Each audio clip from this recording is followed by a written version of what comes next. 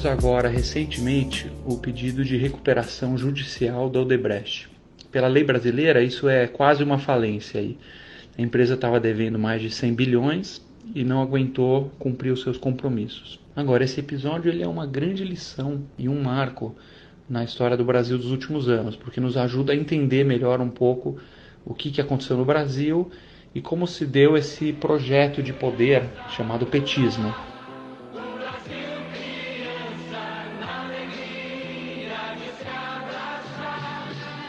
O petismo ele é, no fundo, um tipo de religião vestida em volta de um projeto muito inteligente de captura e retenção de poder. Quando os petistas ganharam a eleição lá em 2002, conquistaram o executivo no Brasil, eles fizeram a seguinte pergunta: como a gente garante a nossa permanência aqui, no poder nos próximos 50 anos? É isso que é o foco central. Não é implantar uma ideologia, uma utopia, nada disso. É simplesmente o poder cru e nu a longo prazo. E para isso foi desenhado um projeto muito inteligente, muito completo, admiravelmente inteligente até, que envolve alguns pilares para garantir esse poder. O primeiro pilar, obviamente, é você mapear todos os grupinhos de interesse no Brasil, os grupinhos de influência, e dar um jeito de cooptar esses grupinhos, trazer eles para perto e colocar eles debaixo das asas do governo central. São esses grupinhos a classe dos artistas, a classe dos intelectuais nas universidades, principalmente os movimentos sociais, movimento negro, movimento gay, ao cooptar esses grupos para sua ideologia, os altos funcionários públicos de algumas categorias, os sindicalistas, o Congresso, alguns empresários amigos do poder, mapear todos que têm influência, que podem ou ajudar ou sustentar um governo, ou mesmo os que podem atrapalhar. E como que você atrai esse pessoal? Você basicamente precisa dar uma tetinha.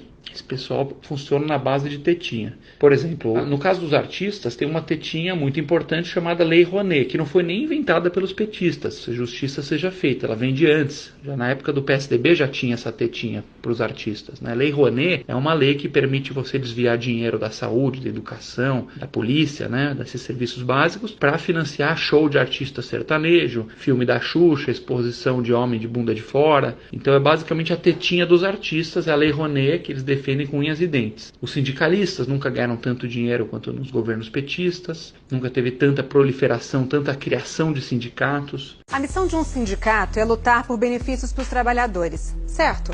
Mas em vários lugares do país não é isso que vem acontecendo, não. Esses sindicatos são controlados por dirigentes corruptos.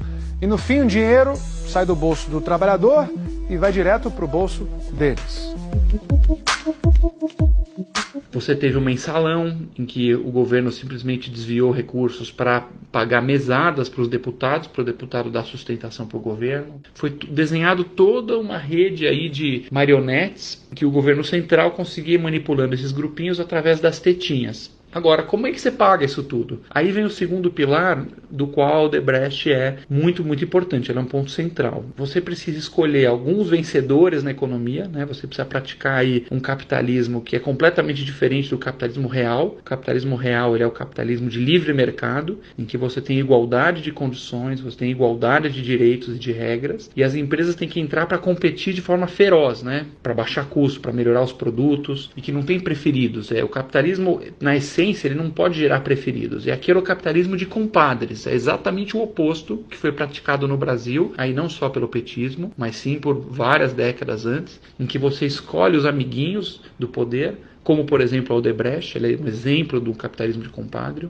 O ex-presidente da Odebrecht, Marcelo Odebrecht, afirmou hoje em depoimento ao juiz Sérgio Moro que a empresa mantinha um funcionário responsável pelo pagamento de propinas desde 1990. E aí para esses amiguinhos você dá dinheiro quase de graça do BNDES, você dá contratos públicos para eles atenderem as estatais, que foi o caso do Petrolão. Você vai dando favorecimentos para esses caras irem ganhando o jogo e ganhando muito dinheiro, muitos bilhões e bilhões e bilhões, e isso vai voltando para o partidão na forma de propina. Esse é exatamente o caso do famoso Petrolão, em que várias empresas, inclusive a Odebrecht, estiveram no centro. Funcionava assim. Partidos políticos aliados ao governo, PP, PMDB e PT, indicavam diretores para ocupar cargos na Petrobras, nas diretorias de abastecimento, de serviços, de exploração e produção internacional e de gás e energia. Os diretores e o doleiro negociavam com diretores de empreiteiras o percentual da propina. Em troca, as empresas conseguiam os contratos. A propina saía dos cofres das empreiteiras e era distribuída aos diretores da Petrobras, a políticos e ao doleiro Alberto Youssef. 13 empreiteiras foram citadas no depoimento como participantes do esquema, entre elas Camargo Correia, Odebrecht, OAS, Queiroz Galvão, Andrade Gutierrez e Mendes Júnior. O primeiro pilar, então, é a cooptação de grupinhos e oferecer tetinhas para manter essa turma toda quietinha e apoiando o governo. Segundo pilar, escolher alguns amiguinhos para ficarem multibilionários e irrigar o esquema de corrupção. E o terceiro, para conseguir fechar a conta desse Estado que é absolutamente ineficiente, guloso, desse polvo gigantesco que é o Estado brasileiro, que devora tudo ao seu caminho, é você empobrecer, claro, a classe média e a população mais pobre, né? Alguém tem que perder nesse jogo aí. Se tem tantos grupinhos ganhando, alguém tem que perder. E quem perde é o povão e mais ainda a classe média.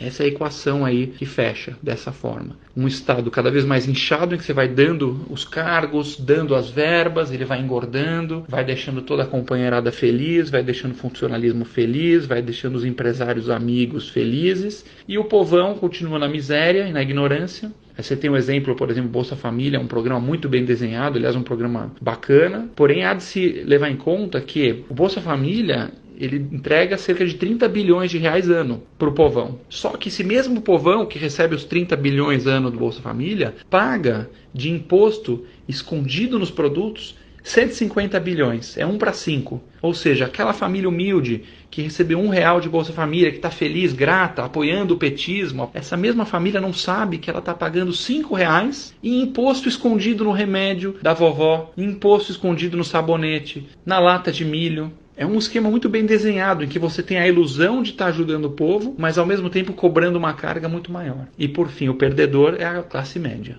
Aí é preto no branco. A classe média é o verdadeiro grupo de escravos do Brasil. Se você quiser resumir o Brasil em uma frase, é basicamente um sistema político que escraviza a classe média e alimenta as tetinhas dos grupinhos. Isso é o Brasil. Você, como classe média no Brasil, você faz um péssimo negócio. Péssimo. Você trabalha muito mais que no mundo desenvolvido. Você sofre muito mais com violência.